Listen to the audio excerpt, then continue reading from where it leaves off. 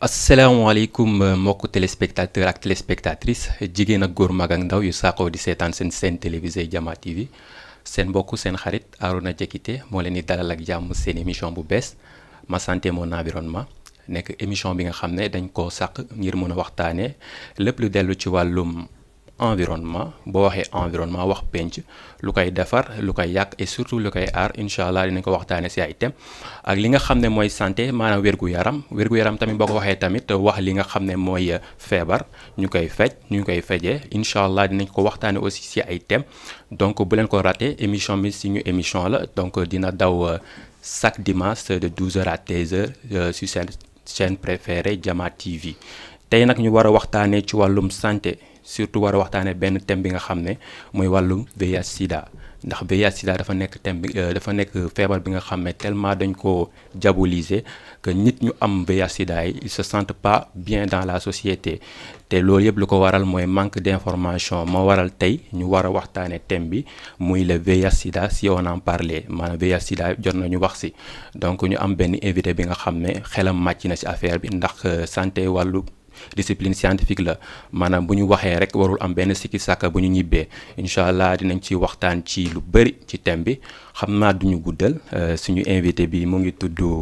docteur Pape Moussa Wade nekk médecin en chef du centre de Diourbel et aussi médecin chef adjoint du district de Diourbel donc mbokk invité bi dalal ak jàmm ñu lay bàyyi ak téléspectateurs yi nga nuyu ak ñoom balaa ñuy dugg ci thème bi. salaamaaleykum wa rahmatullah jërëjëf monsieur Diakité Arouna ñu ngi lay jaajëfal ci invitation bi di jaajëfal mbokk téléspectateurs yi ànd ak ñun ci émission bi ngir mën a teewlu waxtaan boo xam ne dina leen indil ay leeral ci lu jëm seen wàllu wér-gu-yaram tey thème bi ñuy waxtaanee comme ni nga ko waxee léegi mooy lu jëm ci wàllu VIH ak feebar bi ñuy woowee sida. donc mu nekk thème boo xam ne c'est assez intéressant te mu nekk feebar boo xam tey tamit c'est d'actualité ndax mu ngi fii ci biir réew mi ñu ñaan yàlla mu jàppale ñu ba incha allah ñu teewee ko yi tamit te matal waxtaan bi ba nit ñi buñ ci paree ñu mën a am information yi gën ak yi leer mën a xam bu baax lan mooy feebar bi ak ban taxawaay lañ ci war a jël. jërëjëf docteur Wade donc. ñu ngi lay masawu coono parce que aussi ce n'est pas évident nga liggéey semaine bi yëpp dimanche nga war a noppalu et bon on peut dire que c'est dans le bon sens aussi donc xam naa thème bu ñu waxtaanee comme li ñu ko waxee rek au début dafa nekk thème bi nga xam ne dem na ba nekk sax sujet tabou te loolu lu ko waral rek mooy nit ñi xamuñu feebar bu baax docteur Wade man bu ma nekkee xale ba léegi yàgg naa dëgg lii VIH parfois ma dëgg sida. parfois nag damay dëgg VIH sida. donc xaw ma bu dee genre appellation nit cu teel ñoo koy wax moo tax sama première question bu may laaj mooy lan mooy VIH lan mooy sida ak lan mooy VIH sida. d'accord doon na laaj boo xam ne ñu bari ñu ngi koy laaj te ñu bari ñu ngi ci am itamit sikki sàkk ci tontu gi mooy ñi nga xam ni miinuñu te xamuñu bu baax. ci tekki bi li muy tekki ndax jeexital bi. donc VIH bu ñu ko waxee ab doomu jàngoro la mooy virus de l'immunodéficience humain donc virus boobu bu ñëwee ci biir nit ki ci doomu aadama bi lim koy jural mooy néew kàttan ci lu jëm ci wàllu xeex feebar donc loolu mooy virusu VIH virus boobu li ko tax a jóg mooy faagaagal soldat yi yaram yi nga xam ne ñoom ñooy jàppale yaram bi ngir ñu mën a xeex bépp feebar bu nit ki di jànkoonteel ci dundam. surtout ban soldat la exactement. moom li ñuy woowee les lymphocytes. waaw boo jëlee lymphocytes yi tamit CD4 yi la ñuy woo moom la virus di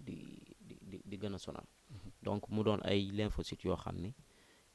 lymphocytes ci globules blancs yi lañ bokk. globules blancs yi mooy soldaaru yaram bi ñoom ñooy armée bi ñoom ñooy xeex ak lépp luy doomu jàngoro bi mën na doon bactérie mën na doon virus. mën na doon parasite wala champignon wala beneen xeetu doomu jàngoro mais lu ci mënti am ak bu mënti dugg ci yaram bi rek ñoom globules blancs yooyu ñooy taxaw pour xeex doomu jàngoro boobu léegi nag VIH moom li bu ñëwee ci biir yaram bi liggéeyam mooy jële fa soldat yooyu di xeex ak doomu jàngoro yi bu ko defee bu fa jëlee yooyu soldat yooyu yëpp ba ñu jógee fa ba ñu néew torop ba nga xam ni nit ki mënatul xeex ak benn doomu jàngoro bu boobaa bépp doomu jàngoro boo xam ne nit daan na ko am te mu doonoon doomu jàngoro boo xam ne du woon yàpp nit man lu si mel ni soj wala yu demee noonu wala lu si mel ni yenn feebar yi waral biir buy daw boo xam ne day romb feebar yooyu bu ñu ñëwee dootuñu romb parce que amatul lu xeex ak ñoom léegi nag bu amatul lu xeex ak ñoom yaram bi dafay dugg ci beneen stade bu ñuy woowee sida sida mooy syndrome de l'immunodéficience acquise parce que nit ki judduwaale wu ko acquise parce que dafa am lu ko indil maanaam néew kàttan boobu soldat yi néew kàttan am na lu leen ko teg te li leen ko teg mooy doomu jàngoro VIH bi nga xam ni fajuñu ko donc loolu mooy VIH loolu mooy sida nekk benn stade ultime ci infection bi VIH bu ñu nee VIH sida yi tamit mooy nit ki nga xam ni am na doomu jàngoro VIH mais àgg na ba ci stade sida. maanaam su ma comprendre bu baax VIH sida moom mooy ñëw mooy premier soldat yu ñuy envoyé. VIH. bokkul ci yaram. anticorps la quoi. VIH virus la. virus la. virus boobu nag yaram gi mënagu ko xeex. waaye virus boobu moom mën na yàqal yaram bi te ni muy yàqalee yaram bi mooy xeex soldat yi mooy globule blanc yooyu. ma la wax léegi lymphocytes yi CD4 yi nga xam ne ñoom ñoo war a xeex bépp doomu jàngoro. bu ñëwee ñoom lay yàq. réew bu amatul soldat ku nekk mën na jóg attaquer réew mi noonu la VIH di liggéeyee. yaram bi bu amatul globule blanc bu ko aar bépp doomu jàngoro bu jóg mën na ñëw sonal yaram bi ba lor ko loolu mooy infection bi nga xam ne VIH moom lay def bu ñu àggee nag fi nga xam ne amatuñu soldat ci yaram bi wala soldat yi fa am néew na pour xeex ak doomu jàngoro yi bu boobaa bépp feebar boo xam ne mu ngi woon ci yaram bi te sañul woon a wax parce que soldat yi ñoo leen doom tere wax bu boobaa feebar yooyu dañuy jógaat loolu nag la ñuy woowee sida waaw bu ñu nee sida mooy syndrome de l'immunodéficience acquise léegi dañ koy toj syndrome buñ ko waxee mooy mbooleem màndarga bu lay tegtal ci ab feebar loolu mooy syndrome maanaam mbooleem màndarga ba ñu ne corona mu ngi fi woon waaw amoon na syndrome yu mu àndal syndrome bi mooy signe yi mu doon àndal ngay toog sa bakken dootul xeeñtu xet sa làmmiñ dootul amati cafka voilà léegi sa yaram di tàng ngay sëqat di soj loolu boo leen boole loolu mooy syndrome boo demee ci wàllu sida yi tamit am na ay màndarga yoo xam ne buñ fa àggee ñu gis ko ci nit ki dinañ ne kii mu ngi stade sida kon sida stade la ci maladie infection VIH. donc bu ñu wax ci wàllu séropositivité. dañuy xaar ba nga am sida ñu wax séropositivité wala ci wàllu VIH lañ koy wax. déedéet bu ñu waxee ci wàllu séropositivité dañuy gis ni nit ki am na doomu jàngoro VIH rek il est séropositif. bu ñu xaaree ba nit ki àgg foo xam ne sida la foofu mooy gën a garaaw te faj bi dina métti trop pour que nit ki jógaat ci. donc stade la ay évolution la. waaw boo amee doomu jàngoro VIH bi rek tu es séropositif. li ñuy fexe nag mooy nga bañ a àgg ci stade sida parce que boobu mooy stade bu bon mais nekkul képp ku am doomu jàngoro dina àgg ci stade sida mën nga am doomu jàngoro VIH ngay jël sa garab ni mu waree di toppatoo say rendez-vous ak say faj ni mu waree te doo àgg ci stade sida. donc mbokk yi ñoo ko dëggandoo xam naa ñu xamul woon lu VIH ak luy sida ak luy VIH sida. leer na ci seen bopp ndax bu leen fàtte ni que comme ni ñu ko docteur bi waxee rek VIH moo nekk début bi donc sida bi bokk na ci phase ultime bi. ci phase ultime maanaam nit ki mun na nekk séropositif te amagul sida. mais ci yoon bi la nekk bu deful traitement. donc VIH sida nekk na feebar bi nga xam ne Sénégal yàgg na kaa gis surtout ci wàllu même mondial. mais est-ce que mun nañ am statistique bu VIH sida actuellement ici au Sénégal maanaam évolution bi maanaam ndax wàññeeku na wala yokku na. waa évolution wu VIH sida ci Sénégal daanaka xaw na stable. suñu wax mu ngi yokk nag te surtout am na zone yoo xam ne mu ngi fay yokk lool parce que yëpp yemuñu région yëpp yemuñu. Voilà mais si statistiques yi am na région yoo xam ni comme Dakar on est à 0,3% infection maanaam junni nit boo jël ñett yi am nañ doomu jàngoro bi. waaw am na yeneen région yoo xam ni ñu ngi 0,1% comme Thiès junni nit yoo jël. kenn moo ko fa am donc yooyu doon na taux yi nga xam ni bokk na ci yi gën a faible fii ci Sénégal mais bu ñu demee ci zone centre yi ak zone sud comme ay Tamba. ay Kaffrine yooyu da ngay dem ba 0,9% maanaam junni nit yoo jël di nga am juróom-ñett yi wala juróom-ñeent yi ñu am doomu jàngoro bi. mais loolu ko waral exactement que à l'ouest mu am diminution du taux boo demee ci ay zone Tamba augmentation du taux. waaw loolu bokk na ci li ko waral itamit information bi. bokk na ci li ko waral itamit accès aux soins bi. parce que fii Dakar dem nañ ba nga xam ni miin nañ kër docteur mais am na zone yoo xam ni miinaguñu kër docteur feebar bu ñëw dina am si kuñ ko yóbbu koo xam ne dina faj. maanaam sëriñ yi quoi marabu yi. mu ngi noonu. voilà donc nekkul ñoom ñëpp ñooy def nag analyse yi pour mën a xam ndax kii am na doomu jàngoro bi wala amu ko. itamit moyen de prévention yi fii nii ñun nañ ko ni si. yenn gox yi taxawee ñi nga xam ne ñoom am nañ ci information di ko gis ci publicité yi di ko gis partout parce que fii booy dox ci mbedd yi sax di nga gis ay panneaux publicitaires yoo xam ni si da lay lu jëm la ci wàllu prévention transmission ISTR yooyu par les préservatifs ak genre comme ça donc ni mu fi amee fii ameewu ko itamit ci gox yooyu bokk ci tamit ci taux de scolarisation bi bokkuñu yamuñu ko dëgg la. voilà yamuñu donc doon na loo xam ne itamit jàngalekat yi ñu ngi ciy wax ci école yi et tout donc dinañ gis ne ñi nga xam ni ñooy gën a ëpp taux de scolarisation xale yooyu dinañ leen ko mën a jàngal ci école yi ñu xam nuñ koy moytandikoo itamit sensibilisation bi gën a jàll que zone yi nga xam ne amuñu ko mais bu ñu demee ci yeneen zone yu plus au sud comme ay Kolda yooyu foofu on a des taux yoo xam ne ñoo gën a kawe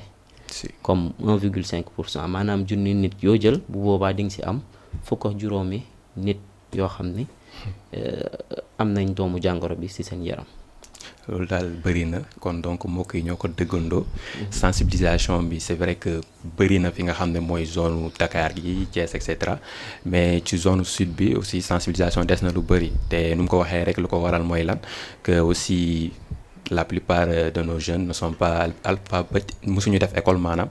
donc nekk na problème bu majeur boo xam ne autorité Sénégal war nañ ci toog ci table waxtaan si ngir wuti ay solutions yu durable aussi donc xam naa feebar boo wax rek feebar ñu ne les virus la wala mu nekk microbe te ñoom ñëpp comme ay êtres humains lañ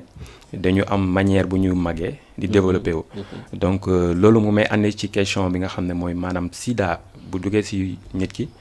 nan lay màggee exactement. léegi pour question bi dañ koy reformuler waat. ñu bañ a wax sida mais ñu wax. VIH sida oui VIH sida. waaw VIH kese.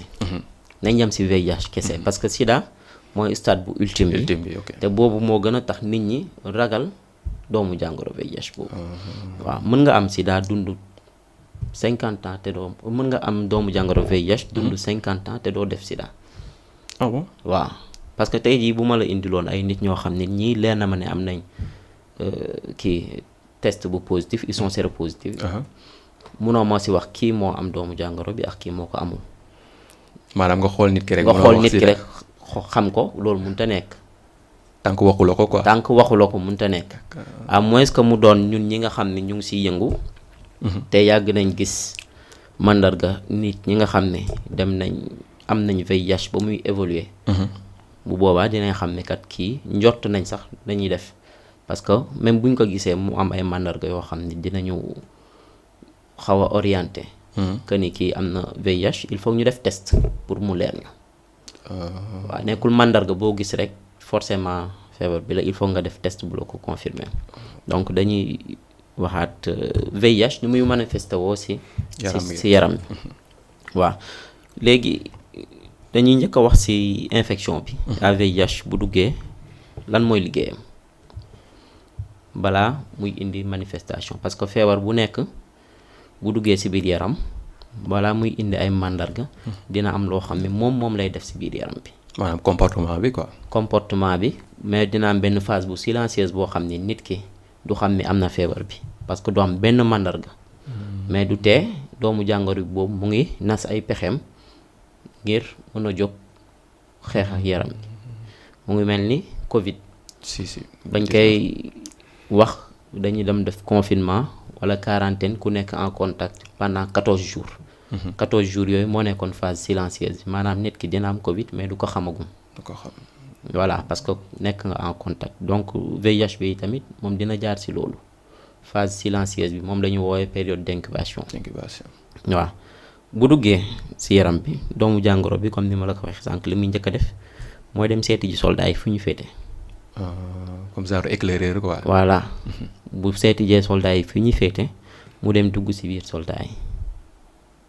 bu duggee ci biir soldat bi soldat bu nekk am na fa machine boo xam ne mooy defaral nit ki ay yeneen soldat ñuy mën a xaaj seen bopp wala yu demee noonu. donc moom bu duggee ci cellule bi li muy def mooy dem coloniser cellule bi xool machine yi cellule yi doon utiliser pour reproduire. mu dindi li fa cellule yi defoon ADN boobu dugal fa matériel génétique am maanaam dugal fa loo xam ni commande la boo xam ni machine bi day defar yeneen virus. maanaam moom mënul jural boppam nii. du jural boppam mais yaram bi koy defaral ay virus.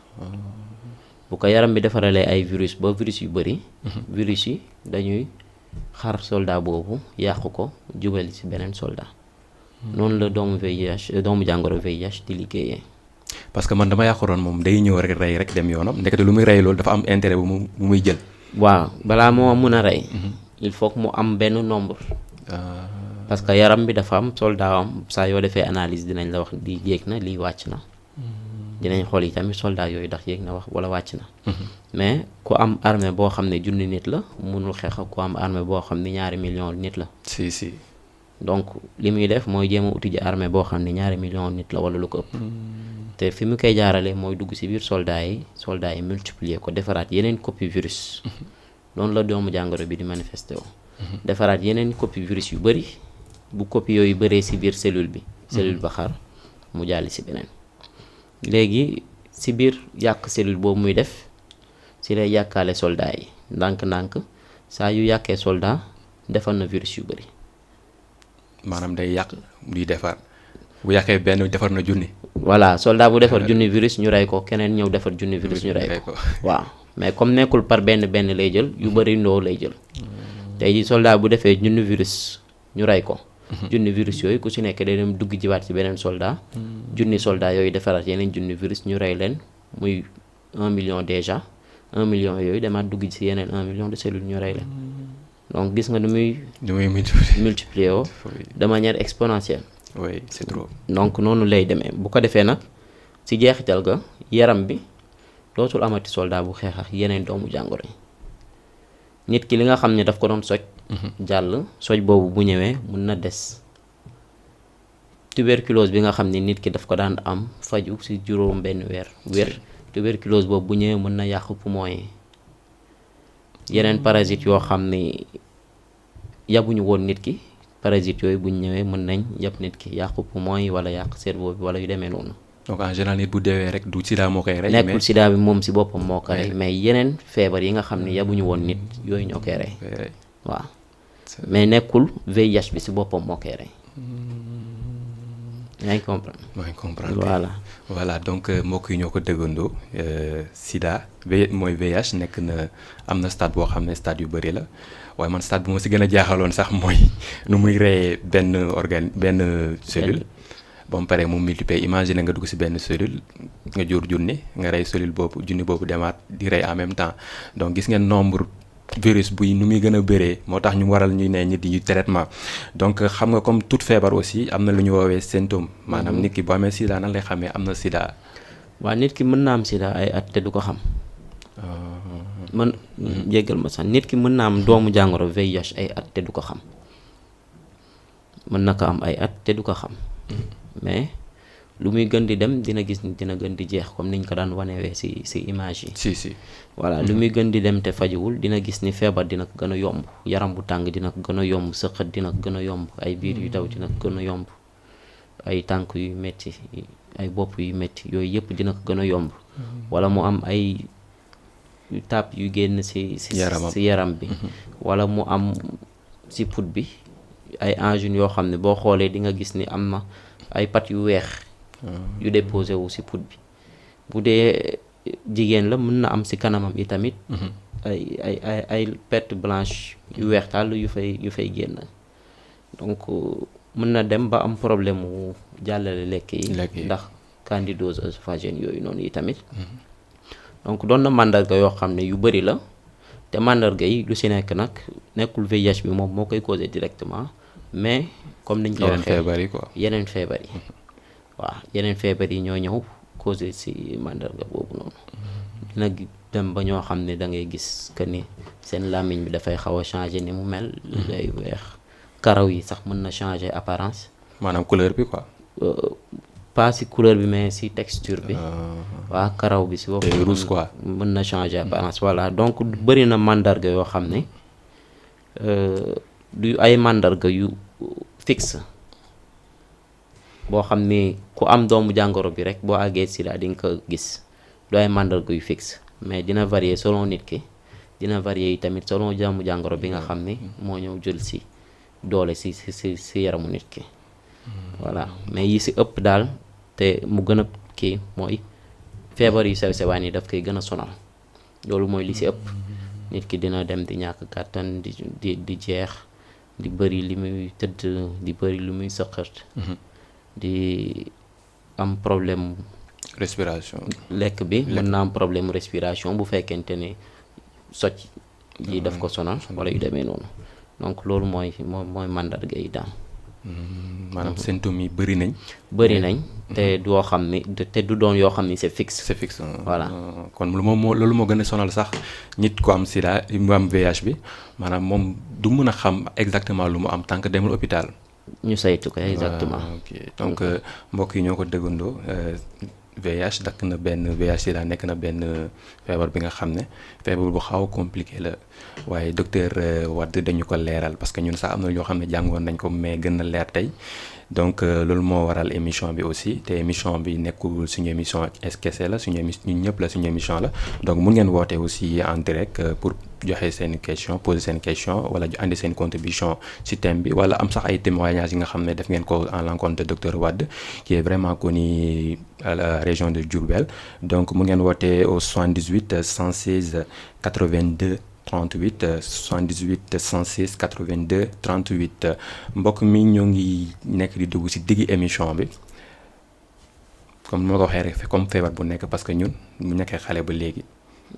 lañ jàppoon sida mooy lan tant que nit ki amagul sëyagul ak morom par exemple bu nekkee góor mu sëy ak jigéen vice versa donc du am feebar bi maanaam. donc ñu loolu lañ jàppoon moo tax ñun amoon nañ benn esprit bu tranquille mais bu ñu demee ba am à l'âge de 10 ans yooyu noonu bu ñu déggee ni que les choses transcendent aussi mun nañ joxe feebar bi man toogoon naa presque ay mois daanu moon dem sax wootu tellement que damaa tiitoon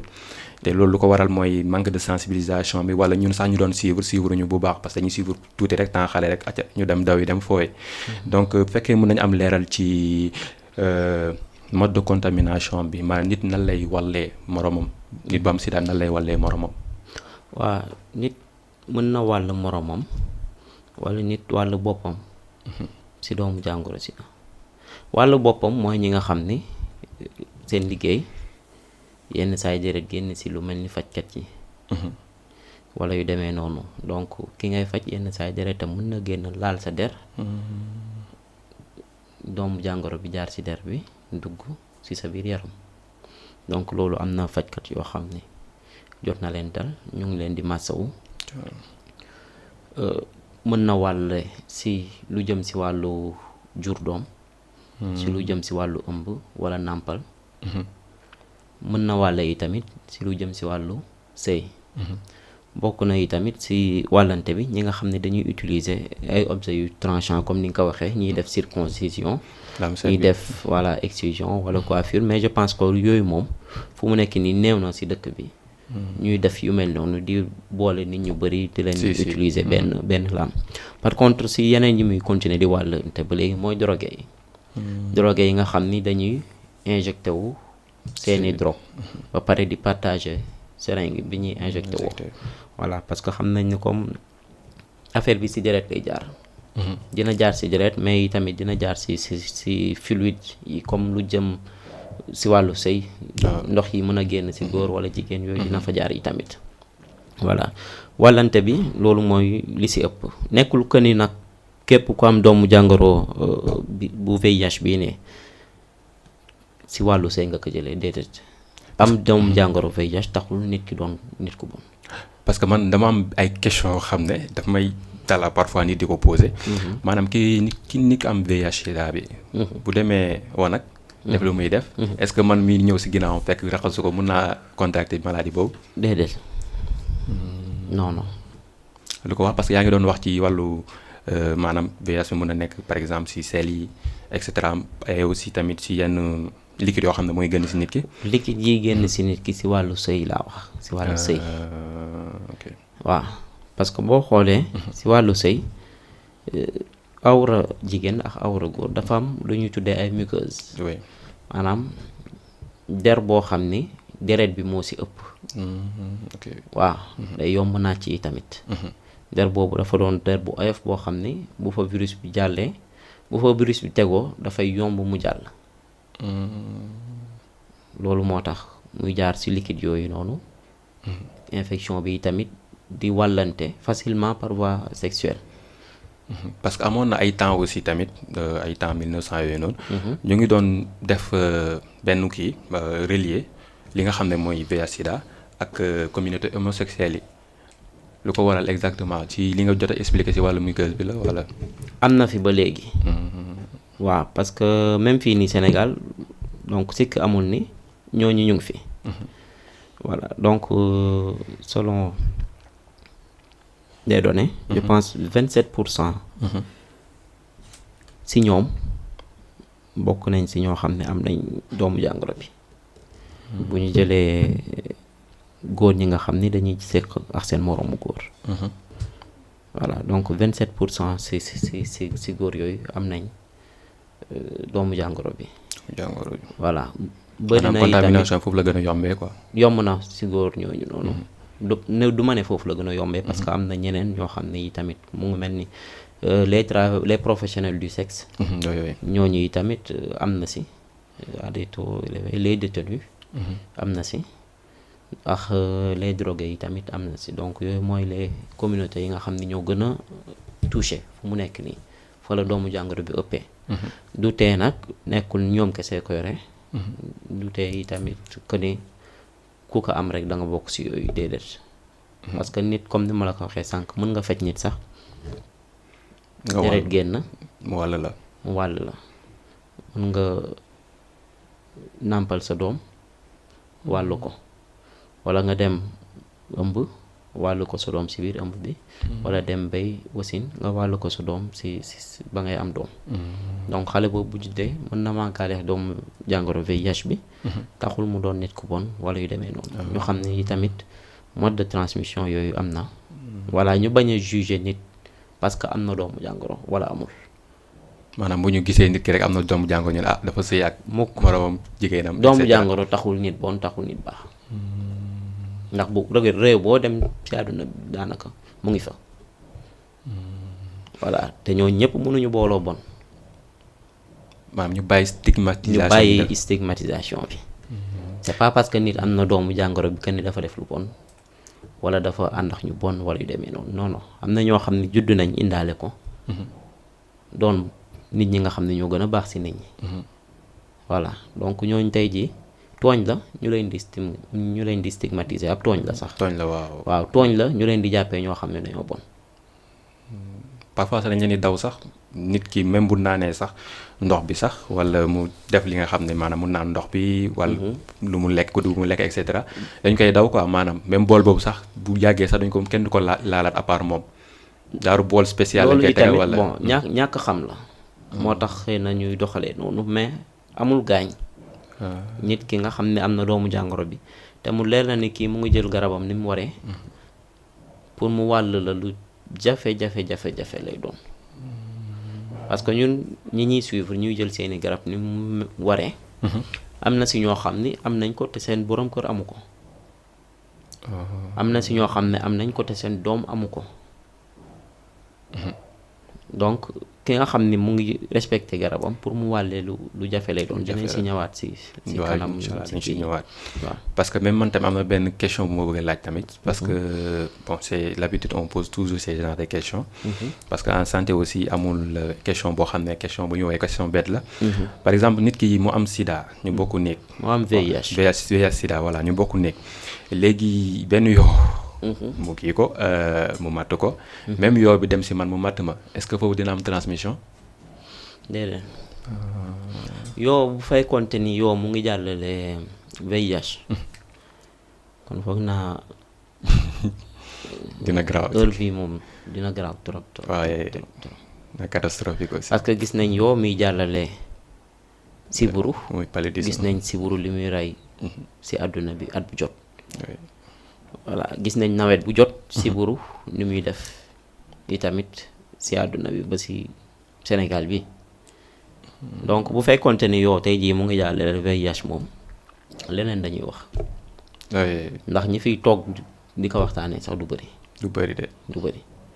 waaw ñiy toog di ko waxtaanee sax du bëri ndax bu boobaa moom xam naa ni parce que garab yi ñuy am si àdduna bi du doy pour nit ñi bu boobaa on est 8 milliards sur terre on est 8 milliards donc loolu moom mënut a nekk. xel xalaatu ko quoi. xel xalaatu ko parce que yow itamit buy jël deret bi lay jël mais deret boobu muy jël pour ay nenam la pour dundalee ko ay nenam pour dund moom te deret boobu muy jël du ko yàbbiwaat si keneen. du ko yàbbiwaat. voilà maanaam salive bi rek lay génnee. salive am rek lay génnee mais deretam du ko yàbbiwaat si keneen te sida soxlawul yow. si nit la soxla. doom jàngoro VIH jéggal ma soxlawul yow. nit la soxla. voilà. kon mbokk yi ñoo ko dëggandoo sa mbokku pël yi donc ñi doon poser question di laaj ndax yoo mën na joxe sida kon ñoo ko dëggandoo mënul joxe sida te explication yi dafa leer nañ parce que tamit docteur VIH sida am na comme lu ñu ko waxee benn turandoom boo xam ne mu ngi ci animal yi muy FIV. est-ce que moom tamit aussi mun nañ maanaam transmission mun am entre espèces c'est-à-dire entre nit ki ak muus bi wala xaj bi et cetera. non ñun du yomb ñu transmettre ko muus wala xaj wala yu demee noonu parce que contexte transmission VIH bi dañuy xool transmission bi c'est une transmission interhumaine waaw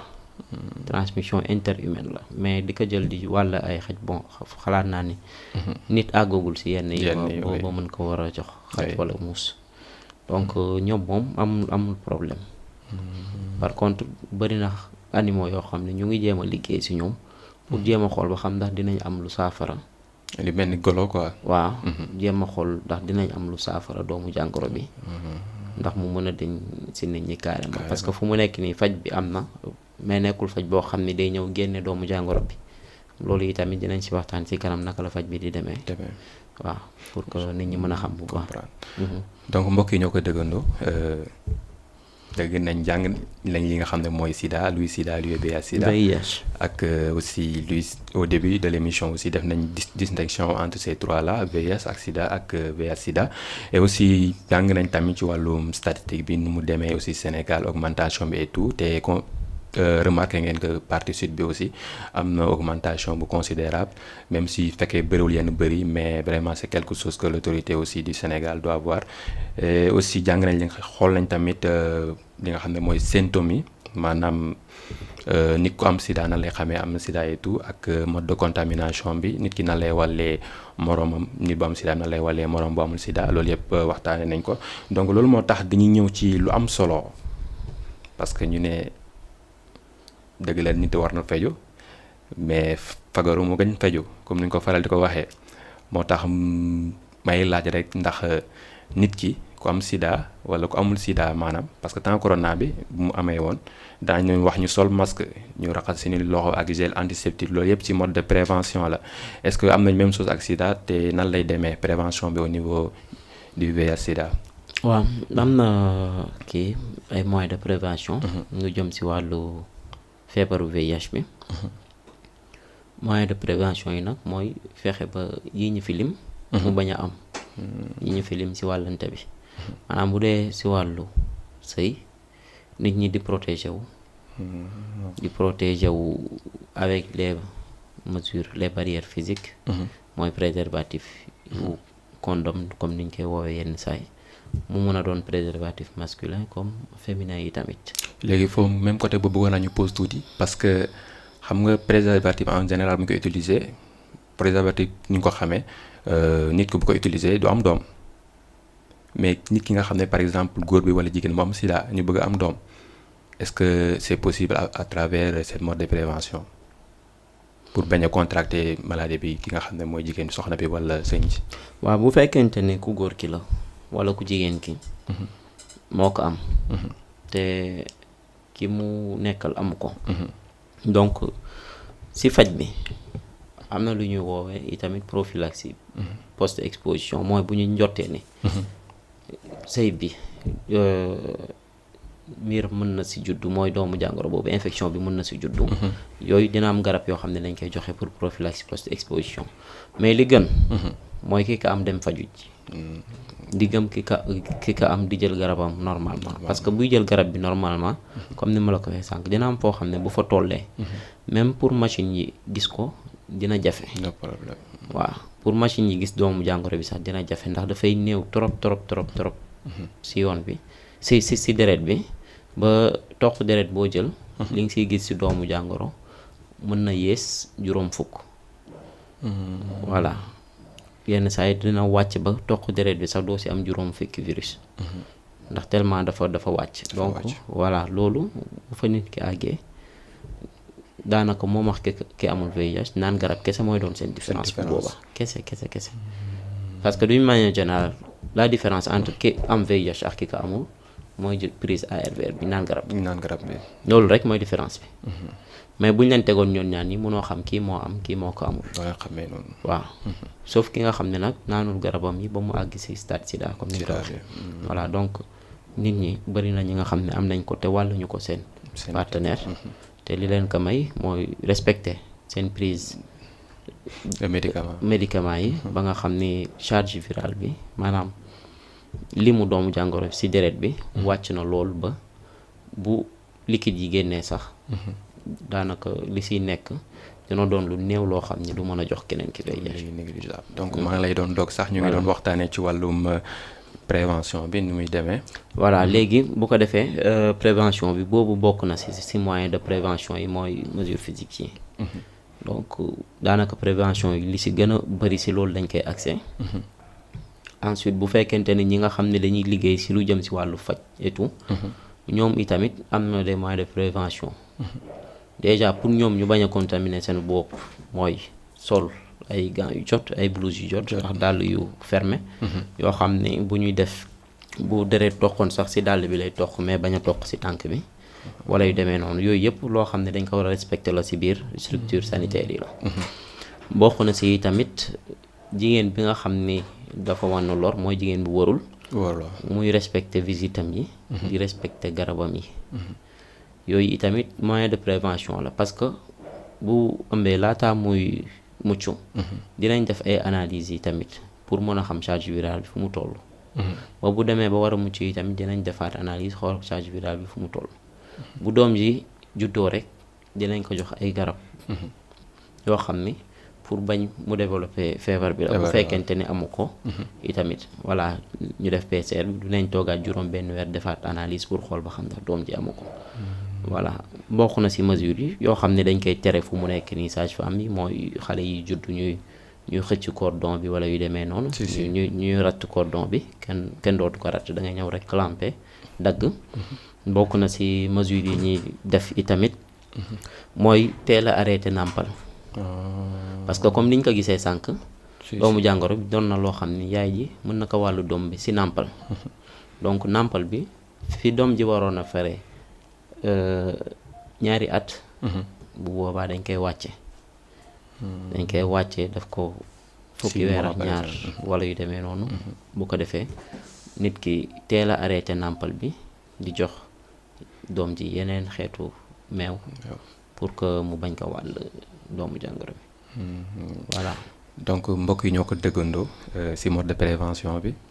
dëgg la prévention bu ñu gën a def ñun sax mooy li nga xam ne mooy prévention digitale maanaam sensibilisation digitale bu ñuy def. bokk na ci ay prévention et aussi jàng nañ tamit ci wàllum nàmpal bi tamit aussi ki nga xam ne am na sida am na benn méthode yoo xam ne mais ça doit être suivi par un docteur aussi. parce que ñun tamit dañu am suñu psychologie bokk. maanaam mun nañ ñëw choisir suñu propre date et cetera te parfois dañu dem ba date bi ëpp. donc nekk na li nga xam ne sida nekk na li nga xam ne feebar boo xam ne manque de communication rek moo ñu dal.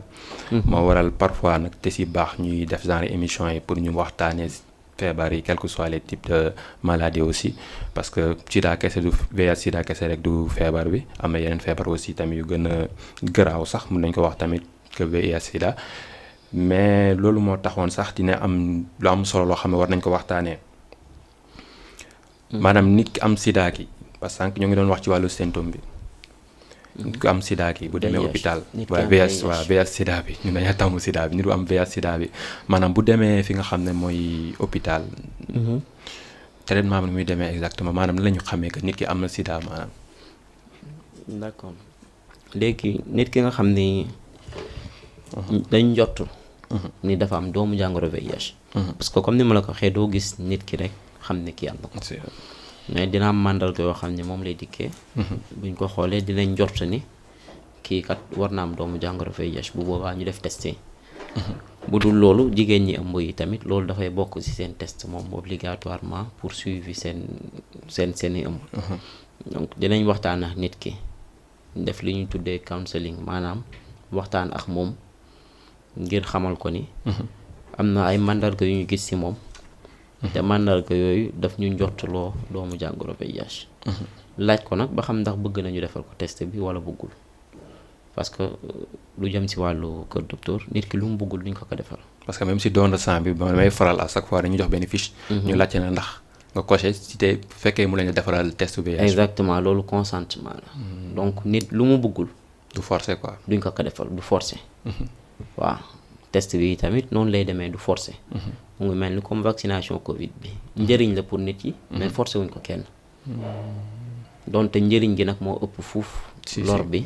mais bon comme boobu indi wuñu fi duñ ci waxtaan lu bëri duñ ci sori. voilà donc bu nit ki d'accord pour ñu defal ko test bi dinañ ko defal test bi après bu test bi génnee si c'est positif. dinañ ko woo xamal ko que ni test bi positif na. boole ko ak ñi nga xam ni moom lañ ko war a booleel ci biir structure sanitaire bi pour lu jëm ci wàllu faj bi. bu boobaa dinañ ko ubbil dossier dinañ defaat yeneen test yoo xam ni bilan pré-thérapeutique la. pour xool ba xam ndax yaram bi amul leneen lu soxla faj lu mel ni lu jëm ci wàllu res bi lu mel ni lu jëm ci wàllu rein yi. wala yu demee noonu. xool ba xam ndax amul leneen lu jar a faj. xool ba xam ndax organes yooyu itamit dinañ àttan garab yi ñu koy jox. pour xeex doomu jàngoro bi. parce que garab bu nekk am na effet secondaire tamit. garab bu nekk am na effet secondaire mais garab bu nekk am na mode d'élimination. oui. parce que garab bokkul ci yaram lu dugg rek foofu mu génnaat. te buy génn soit mu jaar ci rein bi. wala mu jaar ci foie bi pour génn. moo tax ñaari organes yooyu il faut ñu saytu ko balaa ñuy jox nit garab. bu fekkee loolu yépp normal na. dinañ ko jox benn dossier ubbil ko dossier avec. benn numéro codification nationale. bu paree mu bénéficier nag ci traitement ARV bi mooy antirétroviral. traitement boobu c'est gratuit dinañ ko jox ko boîte bi mu dem këram. maanaam amul fay quoi. amul fay te bis bu nekk benn doom rek nga ciy jël booy tëdd.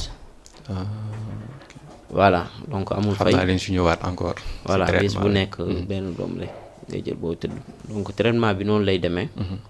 wax ko bu baax nag naka la traitement bi di demee. xamal ko itamit lan mooy feebar bi.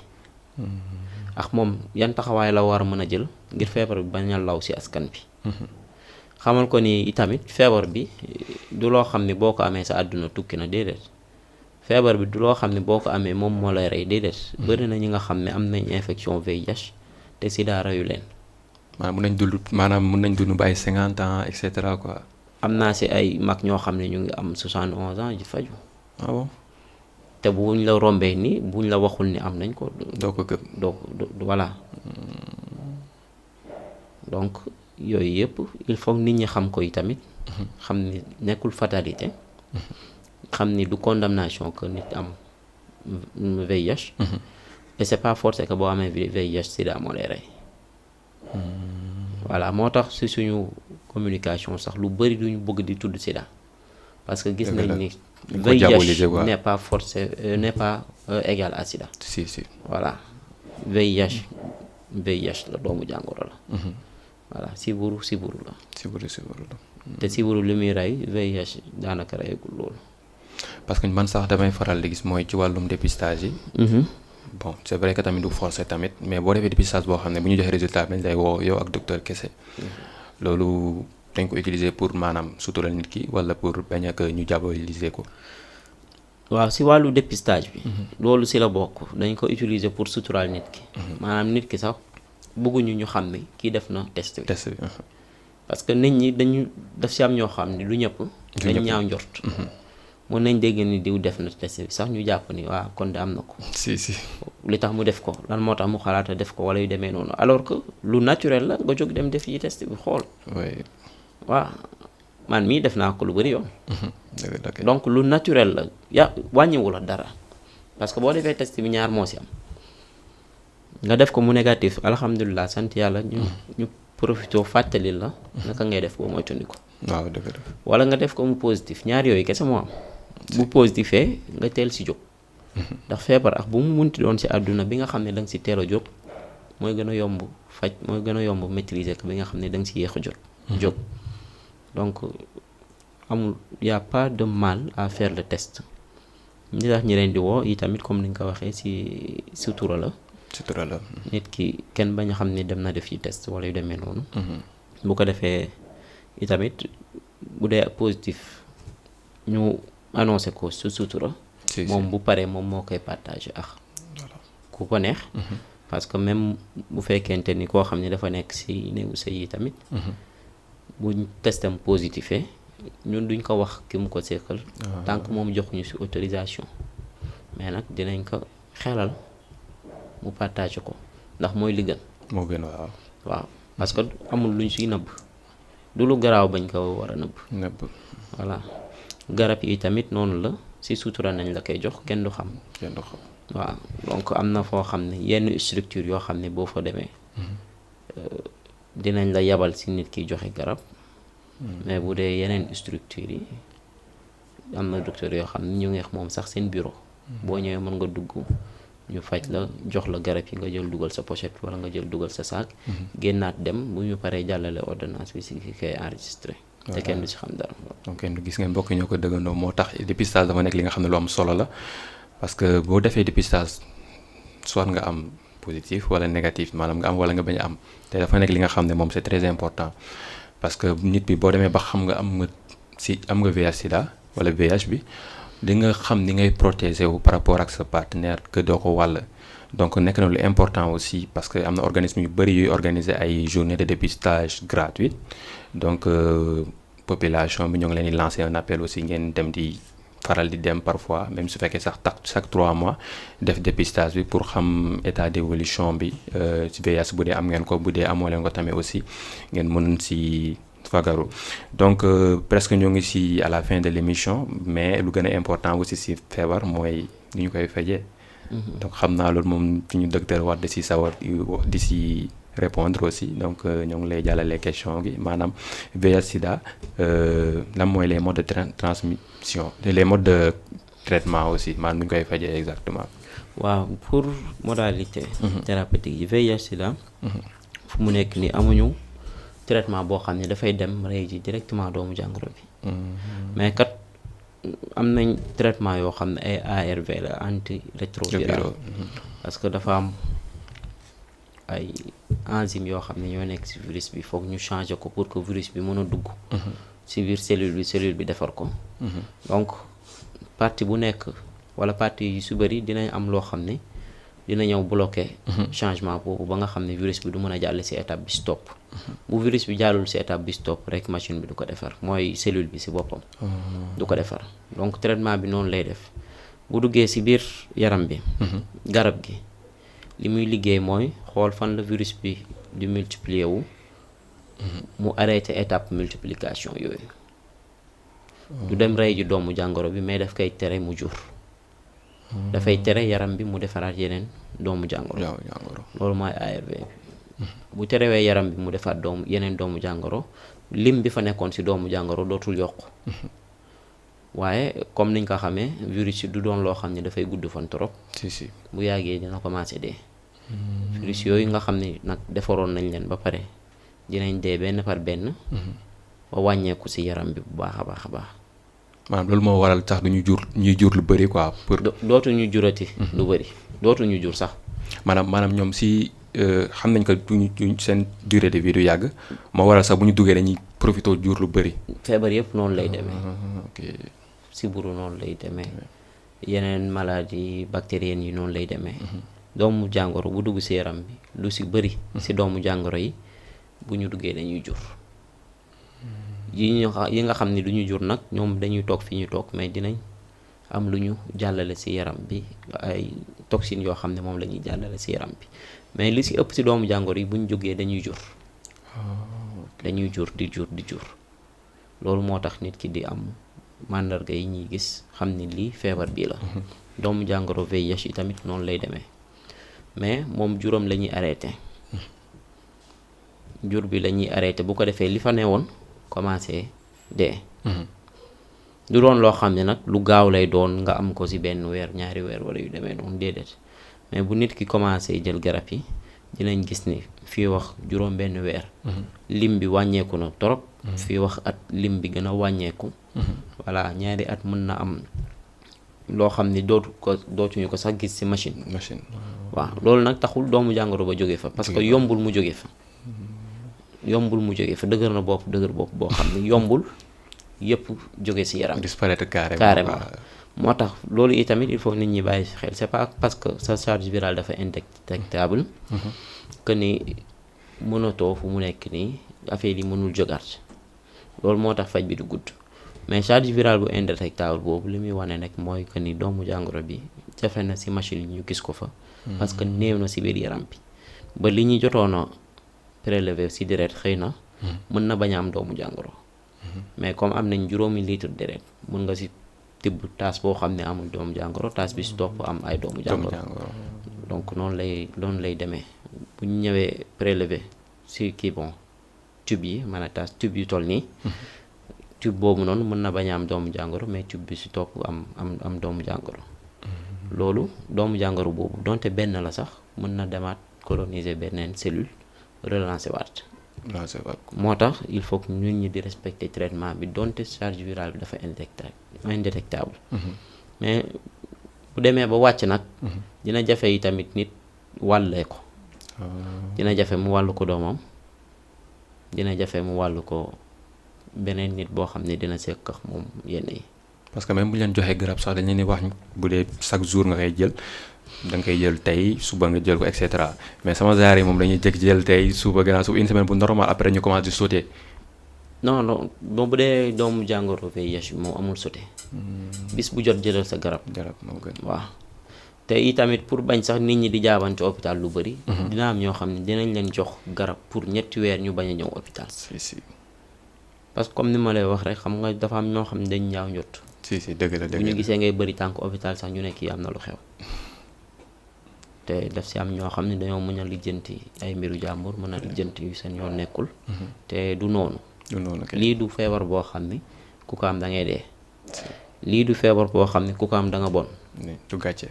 du gàcce. voilà comme yeneen feebar yi la nattu la ku si sa wërsëg nekk da nga koy jël mais tamit bu mu tee ñu faju te topp nit ñi wala xalaat leen bu mu tee nit ki bañ a faju yi tamit voilà nañ xam ni feebar la boo xam ne comme yeneen feebar yi la mën nañ ko jëlee fu nekk nag fu nekk mën na fa jóge donc mbokk yi thème bi leer na nañ en tout cas man moom comprendre naa te xam naa ni que bu ma demee ba comprendre rek yéen de seen côté tamit comprendre ngeen lu ëpp loolu donc vraiment merci beaucoup docteur Wade ñoo ngi presque à la fin de l'émission xam naa dañ lay bàyyi rek kàddu bu mujj gi nga nuyu sa téléspectateurs yi jox leen ci ay conseils ci wàllum feebar bi muy VIH sida. waaw li ñuy tàggatoo mooy di dellu di ñaax askan wi ci lu jëm seen wàllu wér-gu-yaram ñuy def saytu yi ci war ñuy am itamit taxawaay yi ci war parce que ñun ay doomu réew mi lañ te njort nañ ñi tamit li amal njëriñ doomu réew mi rek ci la ñuy taxaw romb nañ jamono yi nga xam ne ay tubaab ñoo fi doon consulter tey jii ay doomu réew mi ñoo xam ne fii lañ jàngee ñoo fiy consulter donc nañ leen wóolu yi tamit ci faj bi wóolu leen yi tamit ci tegtal yi ñuy joxe voilà ñoo xam ni i tamit feebar ab nattu la rek du loo xam ne ak bu mu ci munti doon nag feebar bu mu ci munti doon feebar taxul ñu ne kii ku baax la taxul ñu ne kii ku bon la ak bu mu ci munti doon nattu la rek donc stigmatisation jaru ko xalaatal nit lu bon jaru ko yi tamit ndax yëg nga ni feebar bi am na wala kii voilà di wax yi tamit ñi nga xam ne ñu ngi dund ak feebar yi xamal leen ni amul benn gàcce bu ci nekk amul benn danger bu ci nekk bu fekkente ne ñu ngi respecté seeni garab di respecté faj bi di mu waree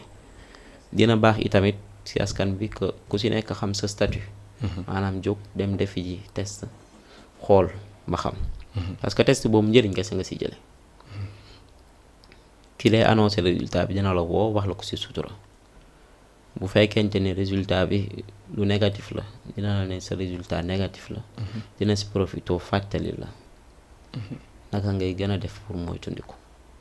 boo paree fàttali yooyu mën nga ko lawal ci askan bi ku nekk xam bu fekkente ne résultat bi dafa positif dina la tegtal jox ay tegtal ci faj bi ni muy demee faj moom yëpp a ci am bi nga teel a jóg mooy gën a yomb faj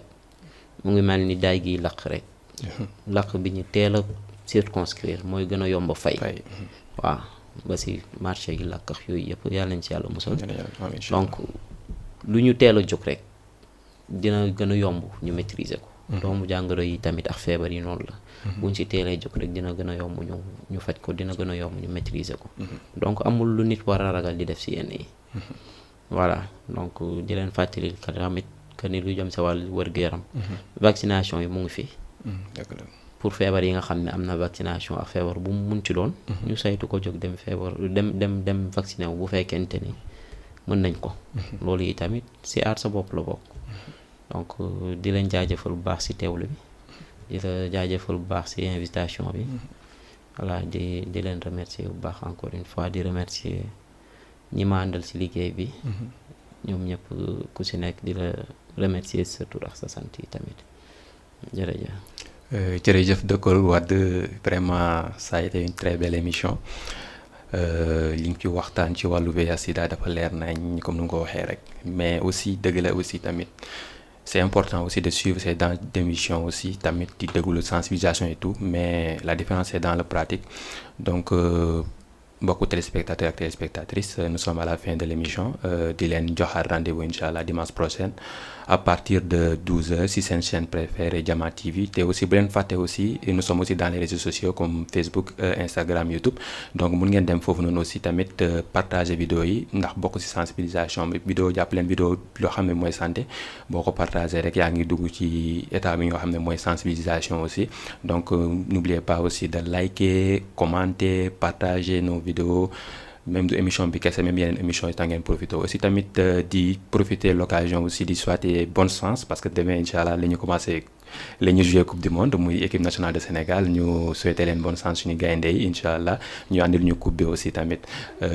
c'était l'émission Ma santé mon environnement merci beaucoup chers téléspectateurs et téléspectatrices. Bonjour, comment ça va et comment va